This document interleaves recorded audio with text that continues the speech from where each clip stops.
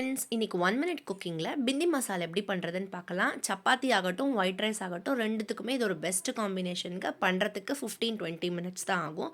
முதல்ல தேவையான அளவு வெண்டைக்காய் எடுத்து அதை நல்லா இந்த மாதிரி கட் பண்ணிக்கலாம். அதுக்கப்புறம் ஒரு மிக்ஸி ஜாரில் 2 பெரிய வெங்காயம், 2 தக்காளி, அப்புறமா பூண்டு, இஞ்சி, லவங்கம், பட்டை இந்த மாதிரி மசாலா ஐட்டம் எல்லாம் போட்டு ஒரு பேஸ்ட் அரைச்சி வச்சுக்கலாம். இப்போ ஒரு 2-3 நிமிஷம் வெண்டைக்காயை நல்லா எண்ணெயில் வதக்கி தனியாக எடுத்து வச்சுக்கிட்டதுக்கு அப்புறமா எண்ணெயில் சோம்பு சீரகம் ஆட் பண்ணி இந்த பேஸ்ட் அதில் போட்டு நல்லா பச்சை வாசனை போகிற அளவுக்கு இது எல்லாத்தையும் நல்லா வதக்கிக்கணும்.